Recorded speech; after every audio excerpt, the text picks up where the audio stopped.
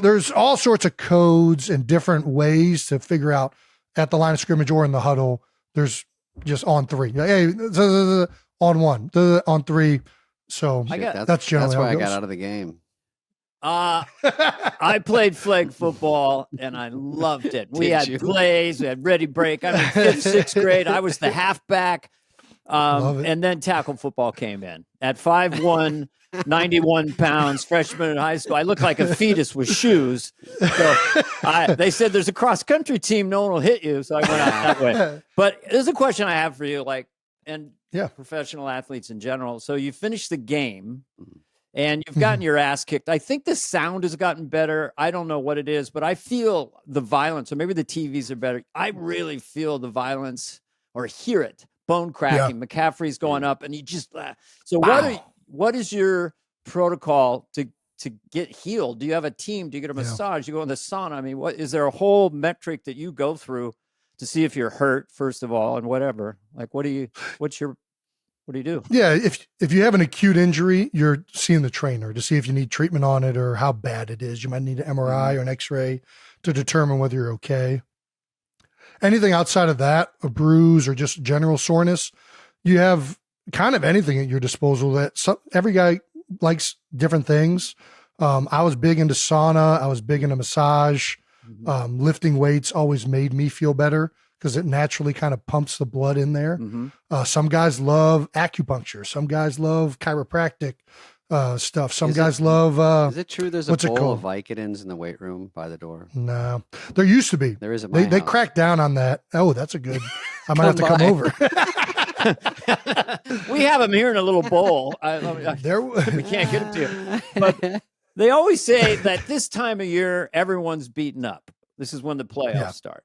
Everyone's beaten up. So everyone's nurturing something. And it just feels, I just want to dovetail into what, I mean, we all know you have a decision to make, whether you're going to retire and also what I've read about is that the adrenal rush of being a professional football player and the camaraderie is such an intense life that then people go outside of that, and where are they going to get that rush?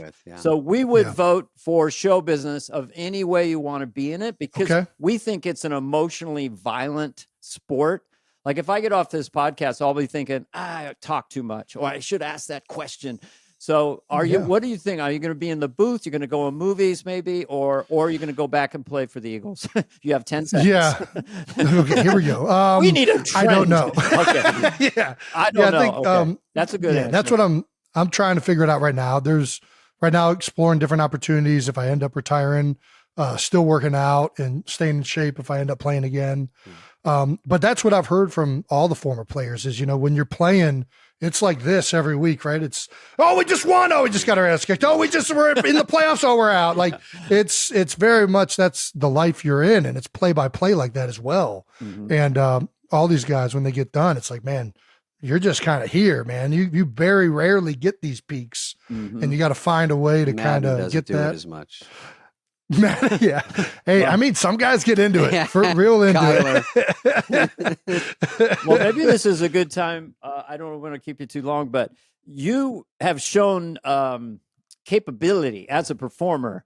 I think the underdog speech, as you know, and you must have been told about, I mean, it was like, not like a football player giving a speech. It had rhythm. It had timing. I don't know if you wrote it, but the list of it and then what underdogs are, I mean, it's very show busy. So I could see you very organically when you want to retire. I mean, can we take a look at it? We just have a little clip of it. Chris Farley, as close as I've seen to Chris Farley.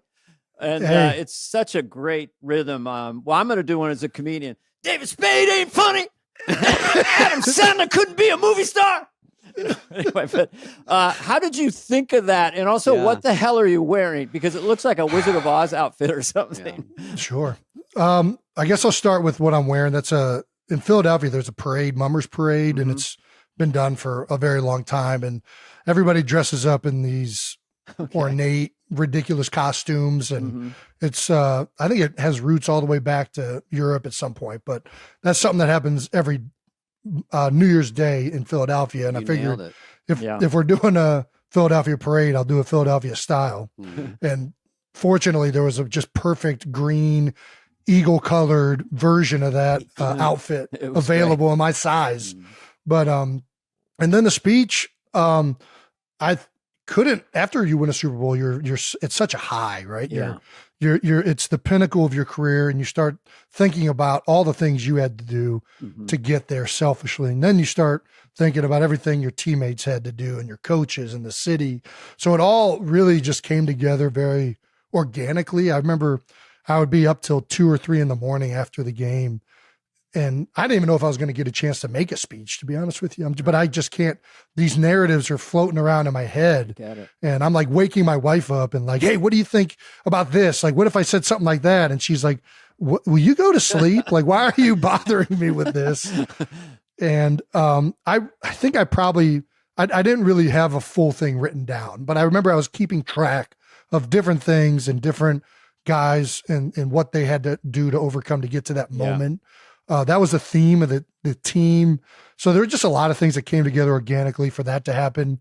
But yeah, it was something that flowed out. I mean, I somehow managed to still get it together after an entire, 40 blocks of drinking beers and celebrating with fans. And like, it wasn't like I just walked up there. There was like, I was like 3 hours in. Voice was a little thrash. Exactly. We had done enough spelling chants for the Eagles. I don't know. The Eagles chant is EAGLES, Eagles. I mean, you don't get much more like rudimentary than really just spelling the word, but over and very over guttural. all day, over and Yes. over, everyone's spelling it.